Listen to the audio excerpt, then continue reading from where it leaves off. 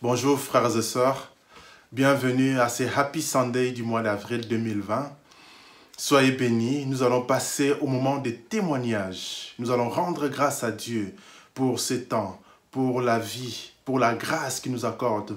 Même si nous passons par des temps très difficiles, mais nous faisons confiance en notre Dieu. Nous nous appuyons sur lui, car c'est lui qui est notre Dieu. Voilà pourquoi, bien-aimés, joignez-vous à nous pour rendre grâce à Dieu en ces temps de témoignage. Que Dieu vous bénisse. Frères et sœurs, bonjour. Je tenais à partager avec vous la main de Dieu puissante que j'ai vue, que j'ai observée dans ma vie entre hier et aujourd'hui. Le 14 mars, je suis partie à Brazzaville avec ma mère pour enterrer donc sa grande sœur qui nous a quittés. Et le 16 mars, l'enterrement s'est bien passé, gloire à Dieu. Le même jour, j'ai reçu un appel donc, de Vianney, mon mari, pour m'informer que les frontières allaient être fermées et qu'il fallait donc que je prenne mes dispositions pour rentrer le plus vite possible à Luxembourg, chose que j'ai faite. Je suis allée dès le lendemain pour changer mon billet d'avion, pour pouvoir rentrer plus tôt. J'ai bien évidemment aussi dit à ma mère de venir avec moi pour qu'on puisse rentrer ensemble. Elle a malheureusement décidé de rester à Brazzaville pour des raisons personnelles. Elle voulait assister à la construction de la tombe de sa grande sœur et autres. Malheureusement, la situation sanitaire et familiale s'est aggravée à Brazzaville. Et donc, ma mère a alors, à ce moment-là, émis le souhait vif de rentrer à Luxembourg. J'ai donc contacté le ministère des Affaires étrangères ici à Luxembourg pour qu'ils puissent mettre tout en œuvre pour la rapatrier. Ils se sont mis eux-mêmes en contact avec l'ambassade de France à Brazzaville, qui est le représentant légal là-bas.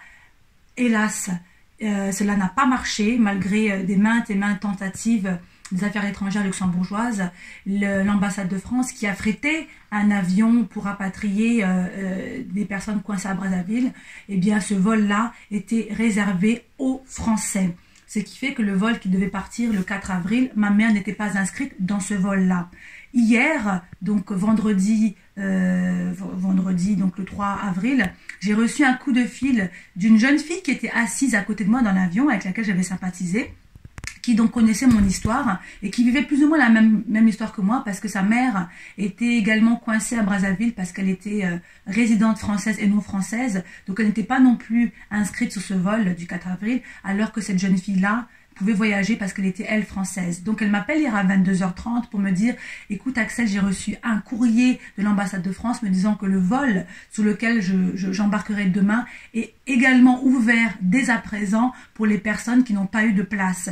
Donc je t'exhorte à contacter ta mère rapidement pour prendre les dispositions pour pouvoir lui prendre un billet. » Donc, c'est chose faite, j'ai contacté ma mère qui était un petit peu découragée et je lui ai expliqué la situation. « Maman, t'inquiète pas, ça va aller. » J'ai aussi prévenu mes frères, donc mes deux frères de la situation. Et là, nous sommes avec un travail de concert. On a pu lui prendre un billet donc pour faire Brazzaville-Paris donc en ce jour du 4 avril. Mais ça n'a pas été, on va dire, aussi simple que ça, parce qu'il fallait d'abord avoir la garantie d'avoir un laissez-passer à l'aéroport, parce qu'elle devait donc sortir de l'aéroport, car elle arrive à 21h, donc elle devait dormir quelque part. À ce moment-là, mon frère, à 23h, contacte un de ses contacts au ministère des Affaires étrangères, qui lui dit « Aucun souci, on te donnera ce qu'il faut le samedi, quelqu'un travaillera pour ta mère ». De la même manière, on s'est demandé, mais comment maman, une fois à l'aéroport de Paris, le soir, comment elle va s'en sortir avec cette sorte de confinement, elle va débarquer là. Et bien, là encore, c'était un hasard, mais je sais que ce n'était pas un hasard. Un ami à mon frère prenait le même vol qu'elle et il lui a dit, donc hier à minuit, je m'occuperai de ta mère à l'arrivée à Paris, donc on sera dans le même vol, je la prendrai en charge, elle pourra passer la nuit à la maison. Et donc, j'accompagnerai au train le dimanche 5 avril. Et je tiens simplement à remercier le Seigneur parce que tout cela, ça a l'air d'être une coïncidence. Mais je sais très bien que ce n'était pas une coïncidence. Tout a été fait tellement de manière... waouh, cette jeune fille-là avec laquelle je sympathisais, le contact de mon frère, son ami... Tout ça de concert pour pouvoir arriver à faire quelque chose que le ministère des Affaires étrangères n'a pas réussi à faire. Et pour cause, aujourd'hui, samedi, j'ai contacté le ministère des Affaires étrangères pour leur expliquer la situation et pour leur demander donc un laissez-passer pour ma mère. Et même la personne était tellement étonnée. Comment avez-vous fait? C'est la main de Dieu. Il a fait le laissez-passer pour ma mère. Donc, elle atterrira ce soir, samedi, à Paris. Et demain, elle aura son laissez-passer pour aller à la gare et prendre son TGV. Elle sera de retour parmi nous à Luxembourg ce dimanche 5 avril. Et je tiens à remercier le Seigneur parce que jusqu'à la dernière seconde, il agit. Je tenais aussi à dire que le vol de maman était à 8 heures ce matin. Donc quand on a informé que tout était mis en place, il était minuit 30 et elle devait aller à l'aéroport à 5 heures du matin. Donc jusqu'à la dernière seconde, le Seigneur peut agir dans la vie de quelqu'un et je tiens vraiment à lui rendre toute la gloire qui lui revienne. Merci. Bonjour à tous. Je vous envoie ce message pour vous témoigner de l'amour et de la puissance de Dieu. Je m'appelle Marie-Régine, j'habite en France. J'ai été contaminée du Covid-19 mercredi dans la soirée du 11 mars 2020 chez des amis au Luxembourg. C'est le samedi matin, le 14 mars, que ces amis nous ont appelés pour nous dire qu'ils ont été testés positifs au Covid-19.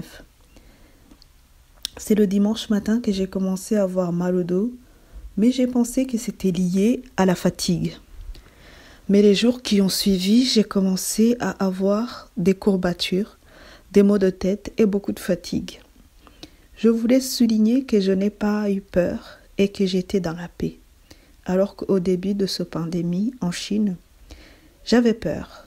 Ça m'a rappelé ce qui s'est passé au Rwanda d'où je viens, car quand la guerre a commencé dans le nord, ce n'est pas tout le monde qui se sentait concerné.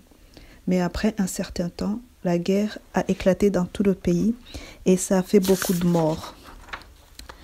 Mais Dieu m'a rappelé sa parole qui se trouve dans la Bible, 1 Jean 4, chapitre 4, verset 18. La crainte n'est pas dans l'amour, mais l'amour parfait bannit la crainte. Car la crainte suppose un châtiment et celui qui craint n'est pas parfait dans l'amour. Grâce à Dieu, j'ai fait confiance à l'amour de Dieu et la crainte a disparu.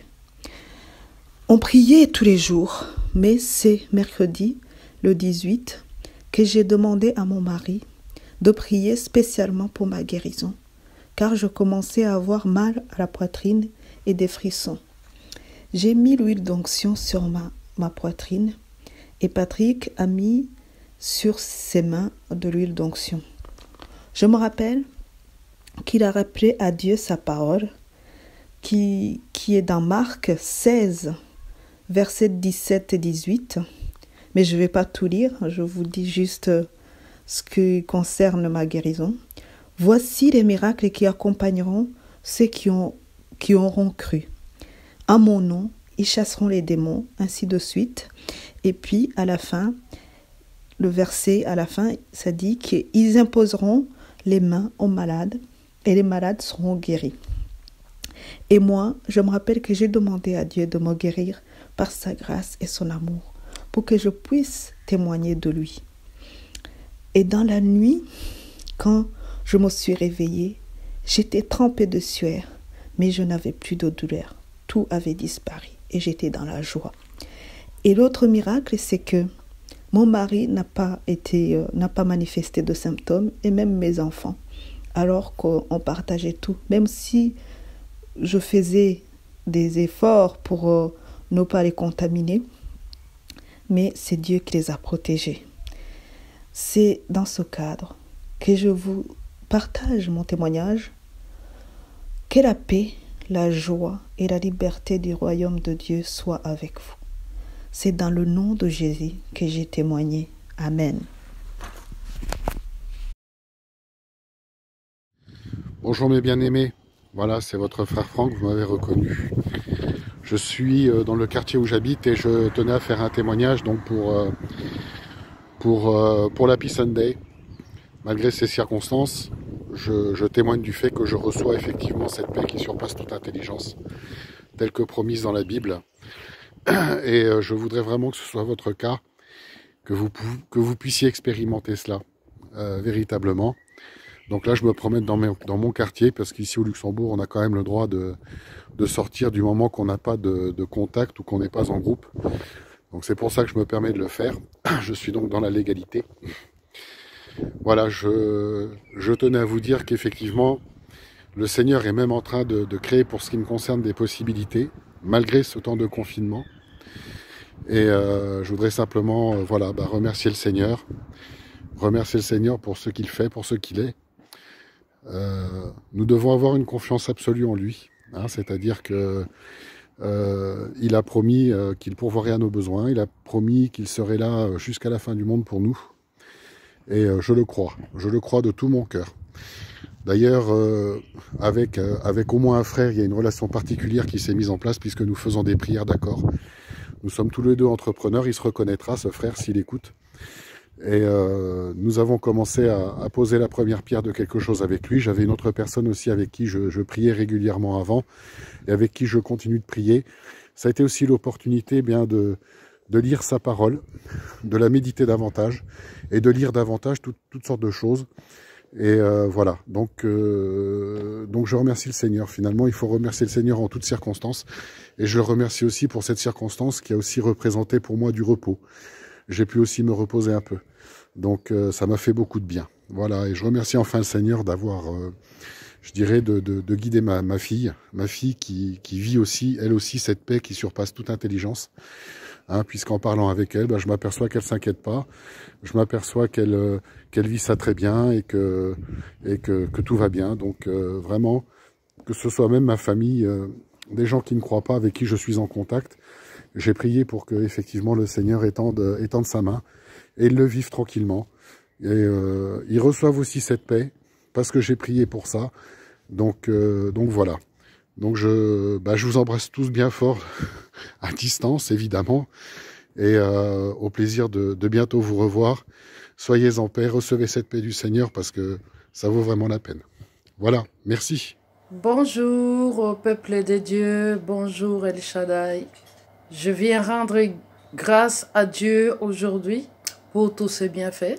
Je viens dire merci à notre Dieu, notre Père. Il est digne d'honneur et de louange. Pendant ces temps de confinement, le Seigneur nous a fait grâce de nous garder, de nous préserver, de nous protéger du Covid-19. Ma fille Guylaine, ma grande fille, mon aînée, était très malade. Le Dieu de grâce l'a gardée, l'a guérie. Je dis merci au Seigneur pour tous ses bienfaits. Je dis merci au Seigneur parce que dans ma famille, il n'y a pas eu de cas de Covid-19. Je bénis le Seigneur dans mon entourage, il n'y a pas eu de cas de Covid-19, même dans mon quartier, gloire à Dieu. Je dis merci de ce qu'il a protégé tous mes voisins, tout mon entourage et évidemment ma famille El Shaddai. Je remercie le Seigneur pour ça. Cette période un peu difficile, c'était une opportunité pour moi pour pouvoir évangéliser. Et surtout, Dieu m'a donné l'occasion de parler à ma directrice.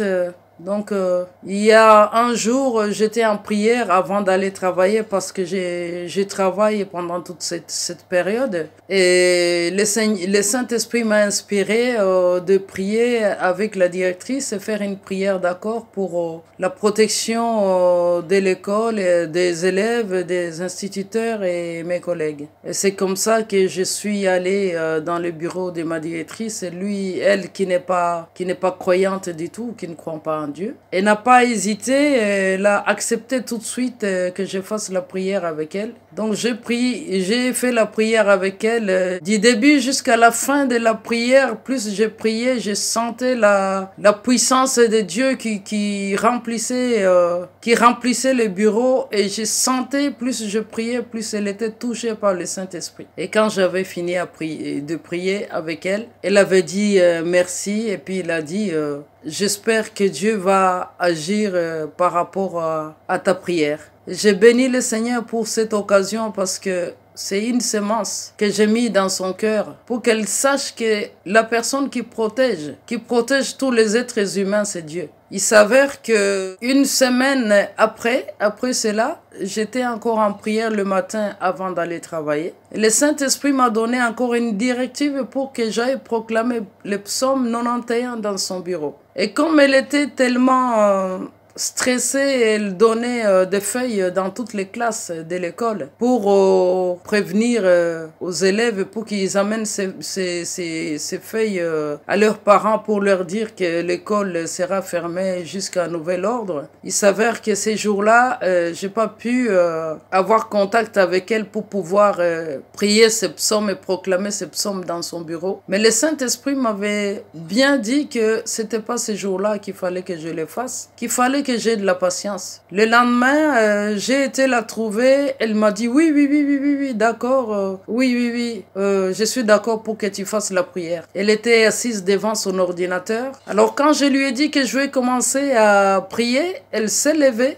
Elle s'est levée et elle est venue vers moi et elle écoutait attentivement le psaume que j'ai personnalisé. Et quand j'ai fini de prier le psaume, elle a dit merci. Et puis donc voilà, je vous encourage à tous, peuple de Dieu, de saisir cette occasion pour parler de Jésus, pour apporter la bonne nouvelle, pour toucher les personnes, pour qu'ils sachent que nous avons un Dieu, que devant cette situation, nous sommes plus que vainqueurs par Jésus-Christ qui nous a aimés et que nous sommes confiants parce que nous nous attachons au Seigneur et c'est lui qui nous protège.